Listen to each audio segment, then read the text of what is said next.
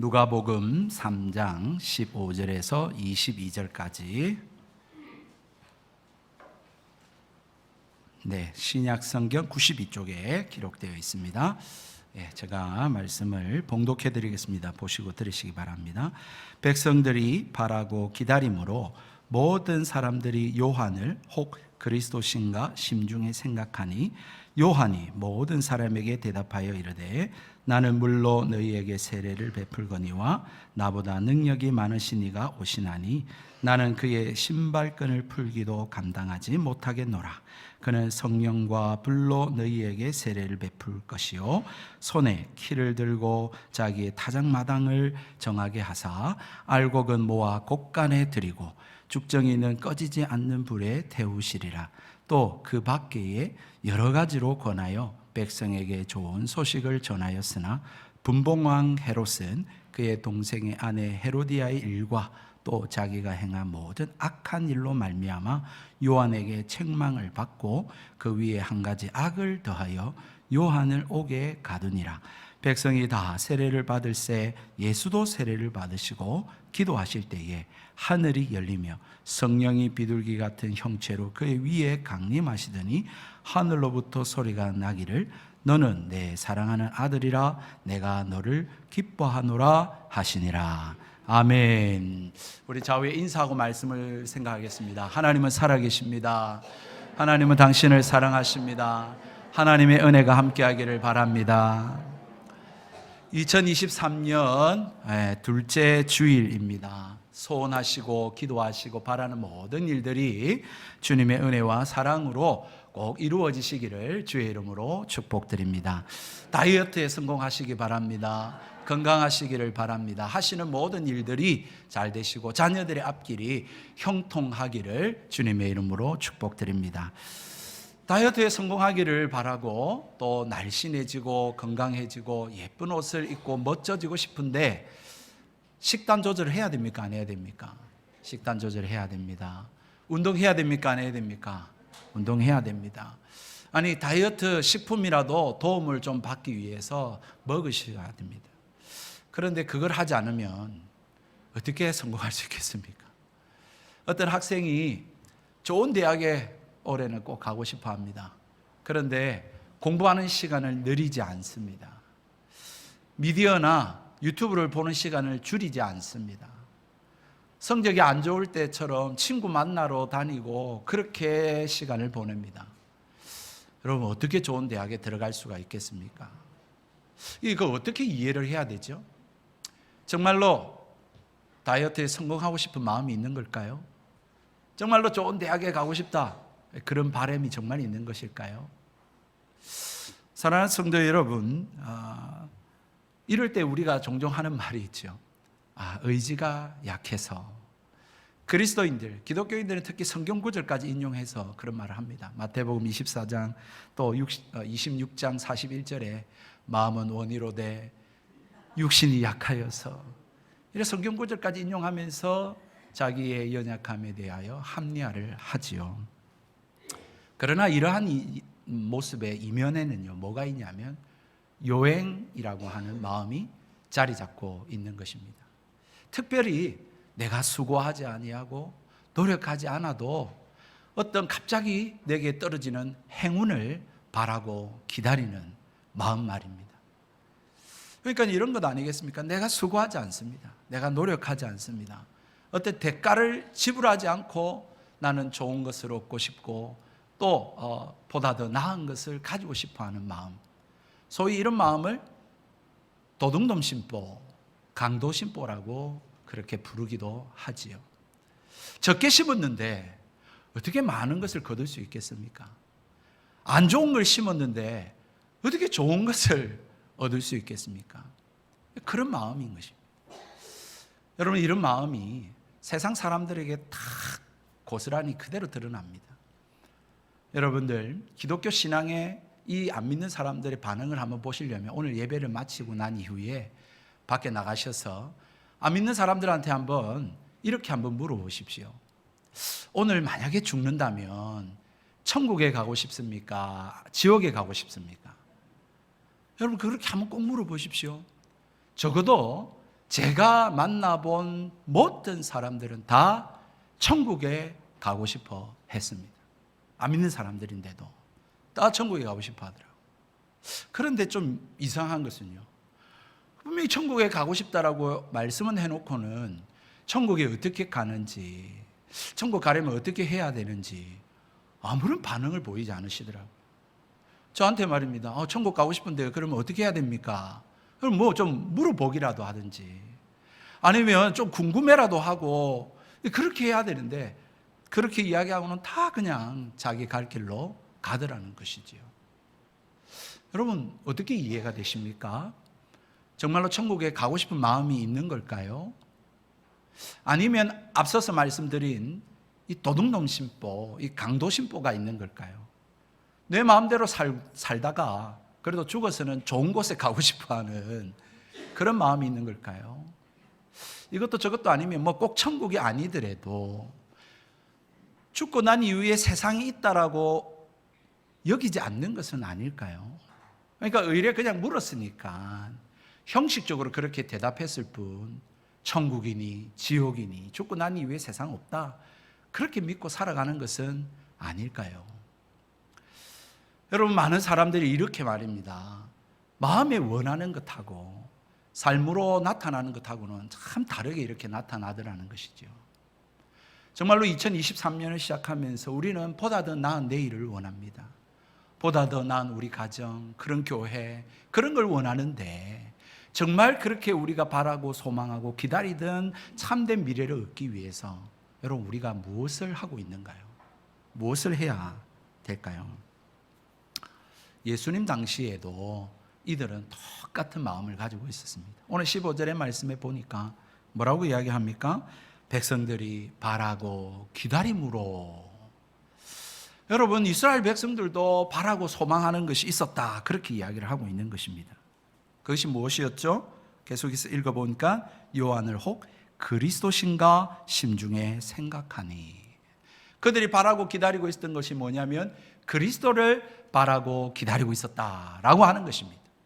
여러분, 이 그리스도가 무엇이냐면 구약 성경에 예언한 바 된 메시아를 의미합니다.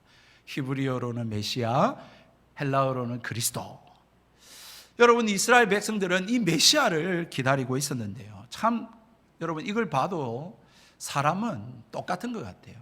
과거나 현재나 모든 사람이라면 보다 더 나은 내일, 희망찬 내일과 그런 앞날을 소망하고 살아가는 것, 그는 인지상정이고 또 이 당연지사인 것 같아요. 모두가 다 바라고 원하는 마음인 것 같습니다. 특히 여러분, 이스라엘 이 당시의 사람들은, 죄송합니다, 이 앞에 히트를 좀 꺼주겠습니까? 이게 목이 네네 그렇습니다. 여러분, 이 이스라엘 당시의 사람들은 더욱 그랬습니다. 왜냐하면 이스라엘이 바벨론 포로 70년을 보냈지 않습니까? 그래서 고국으로 70년이 끝나자 돌아왔는데, 여러분, 그들이 계속해서 헬라 제국의 지배를 받지요.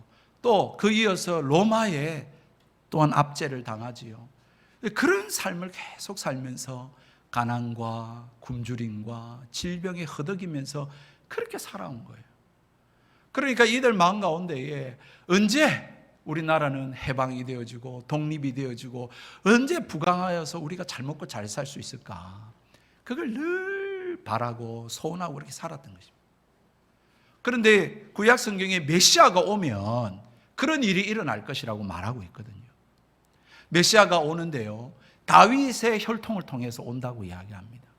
그러니까 다윗과 같은 왕이 와서 적들을 물리치고 이방 민족을 물리치고 정복하고 또 이스라엘 백성들을 구원하여서 그리고 잘 먹고 잘 사는 그러한 부강한 국가를 이룰 것이다, 그런 희망과 소망을 가지고 이스라엘 백성이 살아왔던 것입니다. 그러면서 이렇게 오늘 성경에 그리스도인가? 라고 하는 그러한 마음과 생각을 가지고 있었던 것이죠. 그러던 차에 이 세례 요한이 말입니다. 아니 막 설교를 하는데, 어떤 설교를 하냐니까 이 회개하라, 도끼가 나무에 놓였다, 회개 합당한 열매를 맺으라, 막 이런 이야기를 하니까 회개하라, 천국이 가까웠다 라고 하니까 심중에 저 사람이 우리가 기다리는 그리스도인가?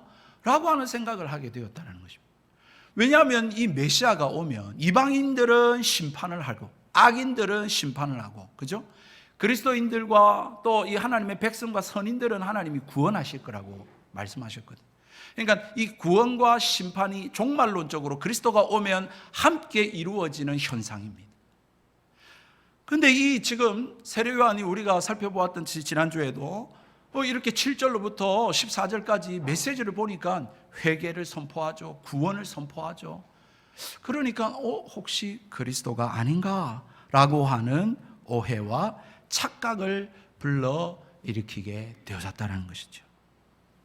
그러니까 세례요한이 깜짝 놀랍니다. 아니라는 거죠. 그러면서 16절 말씀에 바로 그리스도가 오시면 어떤 일을 하실 건가, 그리스도를 분별하는 방법이라고 하는 것을 16절에 가르쳐 주고 있는 것이죠. 그리스도는 나와 다르다. 그리스도가 오시면 이런 일을 할 것이다. 그리스도가 오시면 알아볼 수 있도록 여러분 너희들이 이걸 알아야 된다라고 하는 그리스도에 대한 지식을 전달하고 있더라는 것입니다. 과거에 제가 학창시절에 저희 학급에 JMS라고 하는 이단을 혹시 아십니까? 정명석이라고 하는 사람을 메시아로 믿는 그 학생 둘이가 있었어요, 저희 반에. 그래서 근데 원래는 이 친구들이 참 착한 친구들이고요, 그리고 참 교회를 일반 교회에 잘 다니던 친구였거든요. 그래서 교회에서 행사를 한다, 그래서 그 친구를 따라서 가봤더니 그 교회가 일반 자기들이 다니던 교회가 아니라 JMS 정명석이 교회더라고요.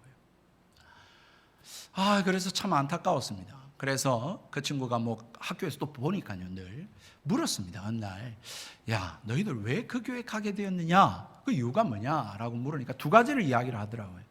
첫 번째는 참 일반 교회는, 자기가 다녔던 그 교회는 참 냉랭하고 차갑고 관심도 없고 그런 교회였다. 근데 그 정명석이 교회에 갔더니 막 사람들이 얼마나 반겨주고 환영하고 관심 가져주고 얼마나 사랑이 많은지, 거기에 여기가 참된 교회구나 라는 생각을 하게 되었고요. 두 번째는 교회에서 가르쳐주지 않던 것을 막 이야기해 주더랍니다. 성경에 자기가 궁금했던 것을 막 풀어주는데 너무너무 신기하더라는 것이죠. 여러분, 이런 이야기를 하면서 참 이렇게 이단에 빠져 이제 지내게 됐는데 참 안타까운 마음이 들었습니다. 과연 이 친구들은 정말 참 교회가 무엇인지 알고 그렇게 갔을까요? 정말 참 교회를 알고 싶었을까요? 정말로 참 진리, 성경의 이 참된 진리가 뭔지를 알고 싶었을까요? 아니면 그냥 성경에 자기가 궁금해했던 일반 교회에서 이야기하지 않는 그런 지식을 그냥 알고자 했던 것일까? 참 안타까웠습니다. 그런데 여러분, 신천지도 똑같습니다. 여러분 신천지에 빠져 있다가 나오게 된 사람이 있는데 많습니다. 많은데 그 중에 한 10년 지금 넘었습니다. 김강림이라고 하는 전도사님이 계십니다. 그분이 지금 이단 상담소를 열고 거기에 대한 사역들을 지금 하고 계시는데요. 그분이 이 신천지에 대한 강의들을 많이 하고 있습니다. 여러분 유튜브라든지 이런 데 보시면 되겠습니다. 근데 그분이 이야기하기를 신천지가 아무나 전도를 하지 않는답니다. 아무나 전도하는 게 아니라 전도할 대상자를 선정을 한답니다. 그리고는 그 전도할 대상자에 대해서 어떻게 하냐면 연구를 한대요. 공부를 한대요. 저 사람이 어떤 배경을 가지고 있는 사람인가, 어디에 지금 관심이 많이 있는가, 지금 어떤 상황에 놓여 있는가, 그러한 그 사람의 정보를 취합해서 그렇게 접근을 한다는 거예요. 예를 들자면 지금 여러분 신천지에 한 40만 명이 되는데 신천지에 젊은이들이 굉장히 많습니다. 이 젊은이가 영어 지금 공부에 빠져 있어요. 영어에 지금 관심이 많아요. 그러면은 그거를 딱 파악을 하면 영어 전문가를 데리고 같이 접근을 한다는 거예요. 그래서 영어 공부를 시작하는 거죠. 영어 공부할래? 영어 공부 정말 잘하는 분이 있는데 같이 공부하자 해서 영어 공부로 시작을 하면서 그 다음에 성경 공부로 그들의 교리를 가르치는 일로 그렇게 접근한다라고 하는 사실인 것입니다. 여러분, 그러니까 뭘 이야기합니까? 이 세상도 그렇고, 여러분 이단도 그렇고 마귀도 그렇고 이 세상도 똑같습니다. 여러분 이 세상과 이 마귀가 하는 일이 뭐냐면 인간의 연약함을 잘 꿰뚫어 봅니다. 그리고는 그 연약함을 접근을 하죠. 그래서 우리가 원하는 것, 우리가 바라는 것, 우리가 소원하는 것을 마치 그들이 줄 수 있는 것처럼 그렇게 접근하는 것입니다. 그리고는 우리의 영혼을 멸망의 구렁텅이로 빠뜨리는 것이죠. 여러분 정말 그렇습니까? 세상이 여러분들을 행복하게 해줄 것 같아요? 매스컴의 미디어에 광고에 보면 막 정말 행복해 보이잖아요. 막 넓은 아파트에 전망이 좋은 집에 막 아이들과 이렇게 피자를 시켜놓고 치킨을 먹고 하는 거 보면 와, 저렇게 살아야 행복한데 이런 생각이 들잖아요. 그런데 여러분들에게 그렇게 주냐고, 이 세상이. 아니라는 것이죠. 여러분, 대통령이 말입니다, 마치 공약을 할 때는 막 이 나라를 유토피아로 만들 것 같아요. 정말로 행복하게 이 나라를 만들 것처럼 그렇게 공약을 막 쏟아놓고 하는데 어떻습니까? 이 임기가 지나고 나면 막 감옥 속에 다 들어가고 재판하고 뭐 그런 일들을 보잖아요. 더 나라가 힘들고 어렵고.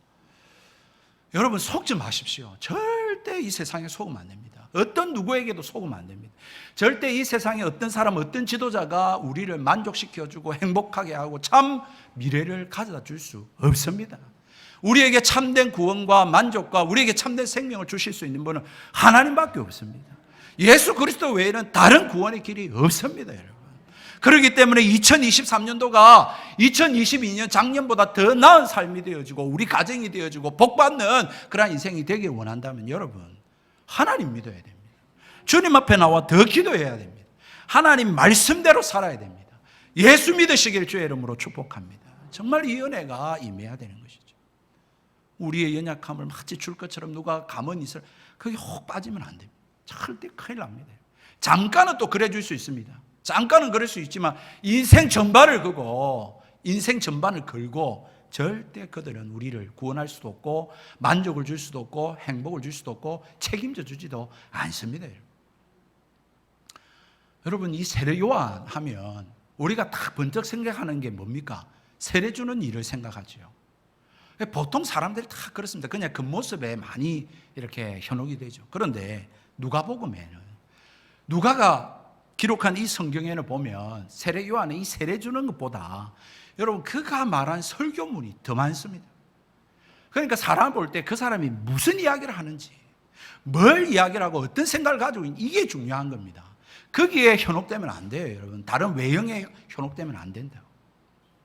정말로 진리를 알고 싶으면 이 메시지를 살펴야 돼요, 메시지를.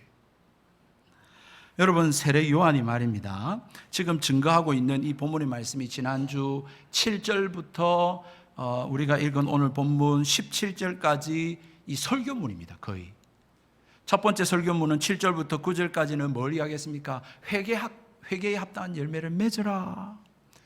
그래, 하나님 오신다. 도끼가 지금 나무 뿌리에 놓였다. 회개 안 하면 다치고 불에 던진다 라고 하는 하나님 나라의 도래를 선포했습니다. 그리고 나서는 여러분들 13절로부터는 뭘 이야기했냐면 그 다음부터는 윤리적이고 도덕적인 이 회개에 참된 합당한 실천적인 모습, 참된 그 삶이 어때야 되는가를 제시했습니다. 윤리적인 도덕, 그것들을 제시했더랬습니다. 그리고 나서는 오늘 본문에 그것 때문에 세례 요한이 혹시 우리가 기다리던 메시아가 아닌가? 그리스도 아니야? 라고 하는 착각과 오해를 불러일으키니까 얼른 빨리 말입니다. 세례 요한이 16절부터 오실 메시아가 어떤 분이냐, 그가 오셔서 무슨 일을 할 거냐 라고 하는 설교를 지금 하고 있는 것입니다. 그게 이제 17절까지 있습니다.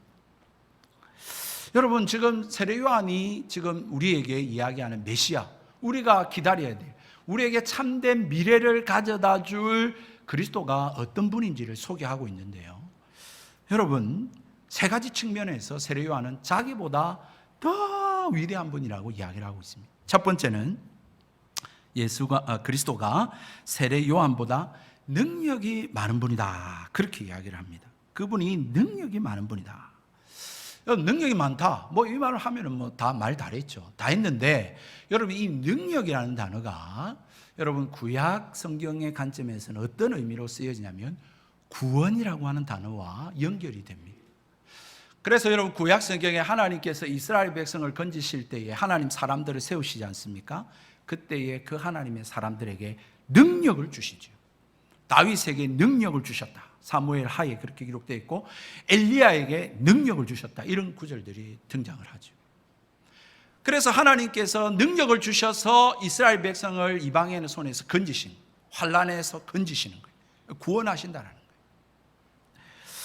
여러분 정말 이 하나님, 이 그리스도가 얼마나 대단하신 분인지 여러분 지금 세례 요한이 표현하기를 뭐라고 표현하고 있냐면 자신이 신발끈을 풀기도 감당하지 못하겠노라, 그렇게 이야기를 하고 있습니다.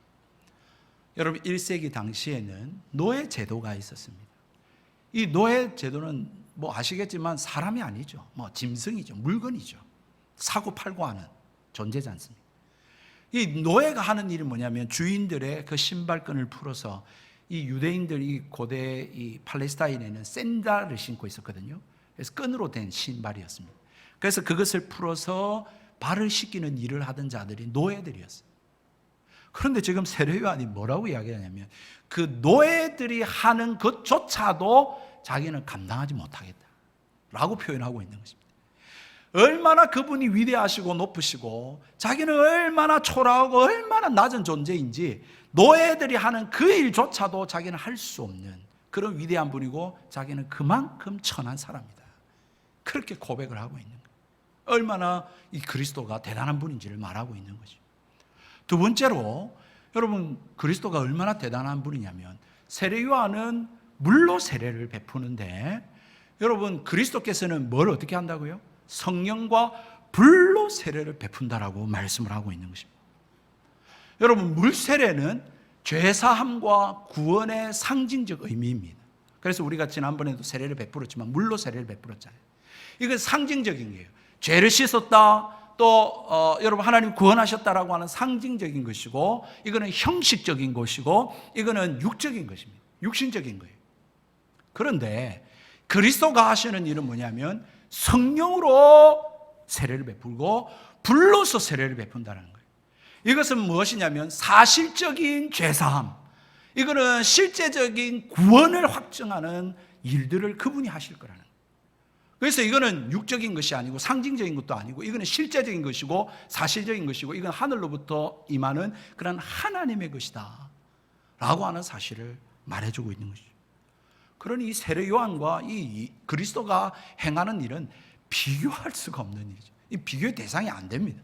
세례 요한이 한 거는 이거는 그냥 일시적인 거고 이거는 형식적인 것 뿐이고 이건 진짜가 아니고 그리스도가 주는 이 세례가 진짜라는 거죠. 진짜로. 그게 진짜 제사함이고 구원이라는 거예요. 근데 세례 요한은 오늘 본문의 말씀에 그러면 그가 어떻게 세례를 성령 세례를 베푸고 불로 세례를 베풀지에 대한 것은 구체적으로 설명하고 있지 않습니다. 왜냐하면 앞으로 메시아 되시는 그리스도 되시는 예수님에 대해서 누가는 그것에 대해서 앞으로 계속 진술해 나갈 거거든요. 그래서 이 주일마다 지금 누가복음을 계속해서 살펴볼 거거든요, 여러분. 그래서 진짜 우리 예수가 메시아가 맞는지, 우리가 기다려야 되는 분이 맞는지, 믿어야 되는 분이 맞는지, 우리에게 정말 보다 더 나은 미래를 주실 수 있는 분이 맞는지 성경을 통해서 우리가 그것을 보자라는 거죠. 누가는 그것을 기록해 놓고 있기 때문에 그렇습니다. 세 번째로 얼마나 이 그리스도가 이 세례 요한보다는 이 비교할 수 없는 분이냐면 예수는 심판자라는 것입니다. 이 불세례 이렇게 이야기를 하지 않습니까? 여러분 이 불이라고 하는 이 표현 자체가 물세례도 마찬가지입니다. 물도 깨끗이 씻다 이런 의미가 있지 않겠습니까? 그런데 불도 물론 그런 의미가 있죠. 태워버리는, 죄를 태워버린다 이런 의미가 있습니다. 그런데 오늘 17절의 말씀에는 그 의미로 사용하지 않고 있어요. 17절 말씀 우리 한번 다 같이 한번 읽을까요? 시작. 손에 키를 들고 자기의 타작마당을 정하게 하사 알곡은 모아 곳간에 들이고 쭉정이는 꺼지지 않는 불에 태우시리라. 아멘. 누가요? 그리스도께서 오셔서 하시는 일이 뭐냐면 알곡과 가라지를 가르시고 이 가라지 쭉정이에 대해서는 다 불로 태우실 것이다. 심판할 것에 대해서 말씀을 하고 있는 것이죠. 정말 이 복음을 받아들이고 자기가 죄인임을 회개하고 하나님 말씀대로 믿음으로 사는 자는 하나님 구원하시고 그렇지 않고 형식적으로, 그리고 가식적으로, 위선적으로, 그리고 악하게 자기 마음대로 그렇게 행하고 살아가는 자는 하나님 불로 태우시겠다라고 말씀을 하고 있는 거예요. 그게 바로 그리스도께서 오셔서 하시는 일이라는 것입니다. 여러분 이 말씀이 이게 좋은 이야기입니까? 나쁜 이야기입니까? 좋은 이야기입니다. 여러분 18절의 말씀 보니까 또 그 밖에 여러 가지로 권하여 백성에게 좋은 소식을 전하였으나, 주님이 오시고 회개해라 그러면 주님이 구원해 주실 것이다. 주님이 성령과 불세례로 너희들 정결하고 구원하고 거룩하게 해줄 거다. 능력 많으신 이가 너희들 구원해 줄 거다. 여러분 지금 그렇게 말씀을 하고 있는 거잖아요. 이건 좋은 거죠. 우리를 구원하기를 원하고 우리에게 생명 주기를 원하고 그 심판에서 벗어나게 하기를 원하는 거기 때문에 좋은 소식이 틀림없습니다. 유앙겔리오, 복음이죠. 오늘날 우리가 말하는 복음입니다. 그런데 말입니다, 이렇게 능력 많으신 분, 심판의 주를 믿고 따르고 의지해야 되지 않을까요, 여러분?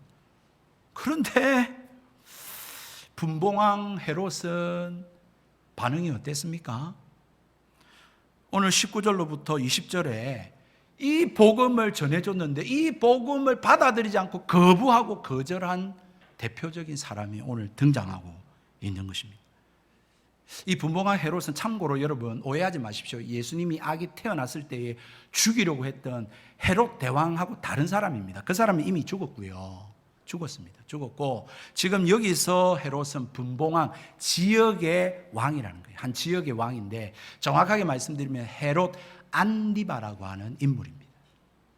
이 헤롯 안디바는 이 세례 요한의 이 좋은 소식을 들었는데, 복음을 들었는데, 회개하라, 천국에 가까웠다, 하나님이 능력이 많으시다, 하나님이 성령과 불세례를 베푼다, 하나님이 심판한다, 그러니까 하나님 믿어라, 하나님 의지해라, 그래야 산다 라고 하는 좋은 소식을 알려줬는데 헤롯 안디바는 어떻게 반응했냐면 요한을 감옥에 가두어 버렸습니다. 여러분 참 이런 걸 보면 참 속상합니다. 우리가 말씀대로 살고 믿음으로 살면 형통하고 잘 돼야 되는데, 현실적으로 보면, 외적으로 겉으로만 보면 여러분 예수 믿는 사람들이 힘들어요. 예수 믿기가 참 어렵다. 이렇게 예수 믿고 복음대로 살려고 하고 선포하는데 거절하니까, 싫어하니까 성공적이지 못한 그런 인생을 살고 있는 것 같지 않습니까? 감옥에 갇혔으니까. 그런데 여러분, 이 감옥에 갇혔다는 것이 꼭 실패를 의미하는 게 아닙니다, 여러분. 왜냐하면 오히려 이 복음을 받아들이지 않고 이 좋은 소식을 받아들이지 않은 사람에 대한 하나님의 심판을 표시하고 있는 일이기 때문에 그렇습니다. 보십시오. 분명히 17절에 심판에 대한 이야기 했잖아요. 그리고 나서 바로 19절에 이 분봉왕 헤롯을 예를 들고 있는 거예요. 이렇게 거절한 사람 나중에 앞으로 어떻게 되는지 봐라 이거예요. 봐라. 여러분, 헤롯은 죄에 대한 지적과 회개를 하면 하나님이 구원해 주실 거다라고 하는 이야기를 분명히 들었는데 반응하지 않았습니다. 그런데 일반 백성들은 반응을 했죠. 그래서 세례 많이 받으러 나왔잖아요. 21절에 보니까 백성들이 다 세례를 받을세 이야기를 하잖아요. 그런데 헤롯 안디바는 그래 안 했다는 거예요. 오히려 그렇게 회개를 선포하고 구원을 이야기하는 이 세례 요한을 감옥에 가두어 버렸어요. 그리고 나중에 죽이죠. 누가는요, 하나님의 이 복음을 거절한 첫 번째 사람으로 오늘 성경에 등장시키고 있는 것입니다. 이 복음을 받아들이지 않고 거절하고 거부하는 그 첫 번째 샘플, 대표적인 인물로 등장시키고 있습니다. 물론 이제 이후부터는 그런 사람이 계속해서 등장하게 될 겁니다. 참 안타깝습니다. 분명히 성경에는 회개하면 하나님이 생각지도 않고 동이 서에서 먼 것처럼 멀게 해줄 것이고 씻어주실 것이고 용서해 주실 것이라고 그렇게 성경에 많이 말씀하고 있는데도 불구하고, 그죠? 회개를 하면 되는데 회개를 안 합니다. 참 하나님이 심판하신다, 그 죄인들은 다 이렇게 쭉정이처럼 불에 던질 거다, 이렇게까지도 경고하시는데도 별로 그게 무섭지 않은가 봐요. 참 안타깝은 사람입니다. 정말 하나님께서 이 인생들에게 참 구원의 길, 참 행복의 길, 참 미래의 길을 하나님은 제시하고 주기를 원하시는데 그 하나님의 메시지를 받아들이지 않는 것이죠. 그게 헤롯 안디바가 보여준 반응이었습니다. 사랑하는 성도 여러분, 오늘 이 본문의 기사는요, 앞으로 벌어질 일을 예고하고 암시하고 있는 내용입니다. 앞으로 예수님이 당할 일이 이런 일입니다.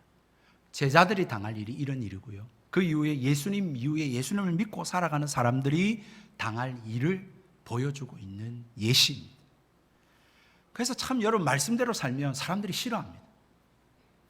복음을 믿고 복음을 전하면 여러분 이게 나쁜 게 아니잖아요. 성경에 가르침이 나쁜 게 있습니까? 도둑질 하라 그러나요? 강도질 하라 그러나요? 미워하라 그러나요? 싸우라 그러나요? 그러지 않는데도 싫어합니다. 교회 가는 거 싫어해요. 전도하는 거 싫어해요. 참 이상하죠. 그런데 예수님이 이상하게 여기지 말래요. 왜냐하면 세상이 나를 미워했으니까. 세상이 나를 미워했고 나를 그래서 십자가에 죽였다. 그러니까 너희들도 말씀대로 살고 복음대로 살고 복음 전하는데도 사람이 싫어할 수 있다. 그 이상히 여기지 말라. 너희들은 꼭 이 길을 걸어가라. 그렇게 주님이 말씀하셨던 거예요. 그래서 좁은 문으로 가라는 거예요. 좁은 길로 가라는 거죠. 무릇 경건하게 살고자 하는 자는 핍박을 받으리라. 그렇기 때문에 여러분 말씀대로 살고 믿음으로 살 때에 어려움 당하는 것은 지극히 당연하다. 그렇게 생각하시면 됩니다. 또 하나 여러분 무엇을 보여주고 있냐면 심판이 가까우고 있다라고 하는 것을 보여줍니다. 여러분 밤이 깊으면 깊을수록 뭐가 가까워오고 있는 겁니까? 새벽이 가까워오고 있는 거죠. 밤이 어두우면 어두울수록 밤하늘의 별은 찬란하게 빛납니다. 그런 것처럼 여러분 이 말씀에서 이 복음에서 사람들이 거절하고 거부하고 이 말씀대로 안 사는 삶이 많아지면 많아질수록 주님이 다시 오실 날이 가까웠다라고 하는 것을 이야기를 해주고 있는 것이죠. 한번 보십시오. 지금 세례 요한이 옥에 갇혔죠. 그 다음에 20절에 바로 누가 등장합니까? 예수님이 등장하고 있지 않습니까? 여러분 지금까지는 누가가 세례 요한과 예수님을 비교 대조하면서 예수님에 대한 이야기를 했거든요. 그런데 이제 세례 요한은 옥에 갇히고 그 다음에 이제 본격적으로 예수님에 대한 이야기로 시작되고 있는 것이 오늘 우리가 읽은 본문의 말씀입니다. 세례 요한의 태장은 참된 구원자이신 참된 우리에게 미래를 가져다 주실 구원자 되신 예수 그리스도의 등장을 말하고 있는 것입니다. 그렇기 때문에 여러분 걱정하지 마십시오. 정말 우리는 말씀대로 믿음으로 살면 하나님이 힘들고 어렵지만 하나님이 반드시 구원하시고 하나님의 나라를 이루신다는 사실을 믿으시고 살아가기를 바랍니다. 그렇다면 정말 예수님이 그리스도가 맞느냐? 이게 중요하지 않겠습니까? 아니 33살의 청년이 정말 그리스도가 맞느냐? 정말 우리가 기다리던 메시아가 맞느냐? 정말 우리가 믿고 의지해야 될 그런 하나님의 아들이 맞느냐? 그거 확인해 보셔야 되잖아요. 그래서 바로 20절과 21절에 예수님이라는 사람이 세례를 받는 장면을 기록해 놓고 있습니다. 여러분 세례를 받는 게 그렇기 때문에 의미 없는 게 아니에요. 그냥 아무런 사건이 아닌 게 아니라 굉장히 의미심장한 사건이에요. 아니 예수님이 하나님이라면 왜 세례를 받을 필요가 있겠습니까? 하나님이 왜 세례를 받아요? 여러분 그렇기 때문에 오늘 이 사건은 굉장히 중요합니다. 여러분 이 사건을 통해서 하나님이 그에게 보여주시고 있는 사인이 있습니다. 크게 두 가지입니다. 여러분 어떤 일이 일어났습니까? 일반 사람들은 세례받을 때 이런 일이 안 일어났어요. 그런데 예수님은 세례받을 때 어떤 일이 일어났냐면 하늘문이 열렸어요. 하늘문이 열리고 하늘에서 음성이 들리고 하늘에서 비둘기, 성령 하나님께서 비둘기같이 그에게 임하셨다라고 하는 것을 성경이 기록해 놓고 있는 것입니다. 그럼 뭘 보여주고 있는 겁니까? 단순한 사람이 아니다라는 거예요. 예수는 공자와 석가남, 마호메트 같은 그런 이 세상의 성인군자가 아니라 예수님은 하나님입니다. 하나님. 하나님이 그에게 너는 나의 사랑하는 아들이다. 내 기뻐하는 자라고 말씀하고 있고 성령이 그에게 임하시는 삼위일체 하나님 되심을 이 세례 사건을 통하여 하나님은 보여주고 증명하고 있다라고 하는 사실이죠. 그래서 너희들 이 말을 들으라. 이 사람의 말을 따라라. 이 사람 믿어라. 이 사람을 통해서 내가 너희들에게 나타내겠다라고 하는 사실을 이 세례 사건을 통하여서 보여주고 있는 거예요. 그래서 여러분 이 세례 사건을 기록하고 있는 거고, 이 세례 사건의 놀라운 특징을 서술해 놓고 있다라고 하는 사실입니다. 두 번째는요, 여러분 예수님이 그럼에도 불구하고 하나님의 아들이시라면 세례받을 이유가 없잖아요. 죄 씻음, 구원이 예수님한테 필요 없잖아요. 그런데 왜 그가 세례를 받으셨느냐? 왜냐하면 그가 앞으로 하실 일이 무엇인지를 말해주고 있는 사건이기 때문에 그렇습니다. 세례 요한이 세례를 주면서 선포했을 때 회개하라, 하나님이 오신다, 그렇게 이야기했지 않습니까? 도끼가 나무 뿌리에 놓였다, 심판하신다, 그렇게 이야기했지 않습니까? 그 일을 행할 자가 바로 자신이다라고 하는 것을 인정하시고 보여주고 계시는 것이죠. 그래서 세례 요한이 세례를 베풀면서 행한 그 일들, 그게 내가 할 일이다. 세례 요한의 회개가 합당하다. 너희들 회개해야 된다. 왜? 내가 정말 성령과 불로서 세례를 줄 자이기 때문에 그렇다라고 하는 것을 이 세례 받는 이 행위를 통해서 그렇게 보여주고 있다라고 하는 사실인 것입니다. 사랑하는 성도 여러분,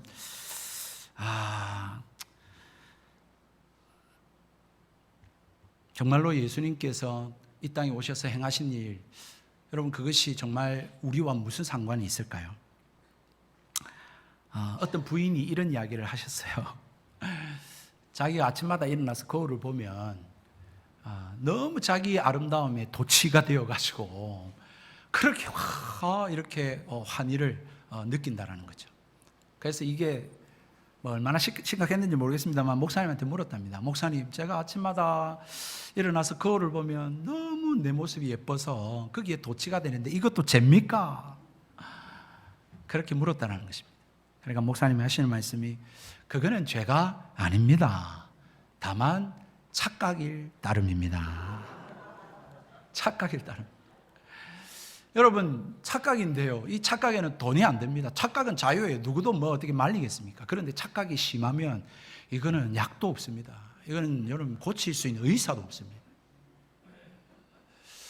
여러분, 정말로 여러분 이 세상 살아가면서 2023년이 되어졌는데 정말 여러분 작년보다 더 나은 올 미래를 여러분 소망하고 기대하고 계시지 않습니까?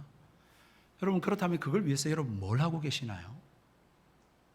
정말 여러분도 혹시나 그걸 바라고 원하는데 요행을 바라고 원하지는 않습니까? 이 도둑놈 신보, 강도 신보 가지고 하나도 나는 달라지는 게 없는데 더 나은 삶이 되기를 바라고 원하고 있지는 않으세요?